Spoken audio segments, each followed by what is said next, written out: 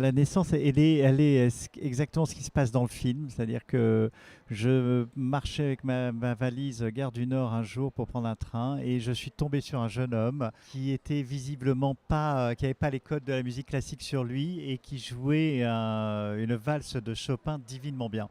Et en entendant ça, j'ai eu immédiatement eu envie de raconter son histoire. Et je suis arrivé dans le train, les portes se sont fermées, j'ai ouvert mon ordinateur et j'ai écrit, je crois, 20 pages dans les 2 heures de train que j'avais. Donc voilà comment ça s'est déroulé. Et ensuite, bah voilà, Jules est arrivé. J'ai travaillé 3 mois avant, tous les jours, avec Jennifer Fichet, qui est une très très grande pianiste. C'est elle qu'on entend tout le film. Donc j'ai beaucoup travaillé. Elle m'a appris toute la gestuelle, la technique, comment ressentir la musique. Euh, C'était beaucoup de chorégraphie avec Ludo et Jennifer qui me montraient vraiment les moments où je devais être beaucoup plus noir, beaucoup plus en colère, les moments où je devais m'éveiller.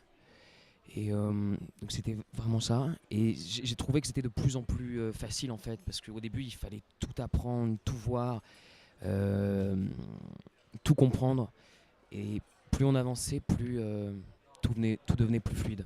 Et il était important que ce personnage que Jules interprète ait l'âge de Jules, c'est-à-dire 18, 19 ans, et que ce soit pas encore totalement un homme, mais plus un enfant non plus, que ce soit dans ce passage-là de l'un à l'autre. Donc c'était ce personnage que je cherchais, et en rencontrant Jules, c'était immédiat, c'était lui qu'il me fallait pour le film. Je crois que c'était immédiat pour nous deux. Oui, c'est un film vraiment sur la transmission. Mathieu, il est très immature, mais il a aussi, dans sa famille par exemple, il a une place très importante. Il a pris la place de l'homme de la maison.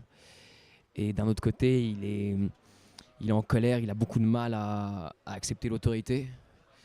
Et il a la peur de réussir. Donc, ouais. La peur de réussir, c'était aussi un élément important du scénario. C'est-à-dire, dans ce personnage-là, il a du mal à aller de l'avant et assumer son don. Voilà. Et donc, il a eu besoin du personnage de Lambert Wilson pour y arriver, avec Christine Scott Thomas, bien sûr.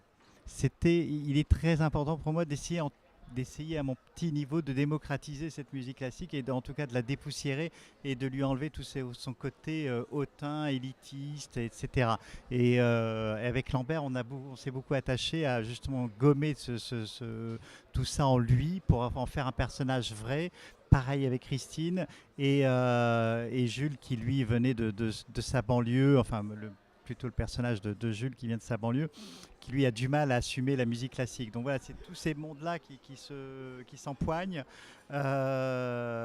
Après, il faut surtout pas que la musique soit élitiste. En tout cas, la musique classique, pardon. Il faut surtout pas qu'elle soit élitiste. Elle est vraiment pour tout le monde. Et tout le monde peut écouter, tout le monde peut se laisser envahir par la puissance de tous ces instruments ensemble qui créent une mélodie absolument délicieuse selon ce qu'on écoute, bien sûr. Voilà. Et je crois que c'est Guitry qui disait, après une symphonie de Mozart, le silence est toujours de Mozart. Donc voilà, donc d'écouter le silence qui vient après la musique, d'être constamment dans cette émotion, c'est ça qui m'a porté. Enfin, ce que j'aimerais réussir après, c'est les échos que j'aimerais bien entendre et ressentir, c'est cette émotion effectivement après que la musique s'arrête, quand la musique s'arrête, quand le film s'éteint. Tout à fait.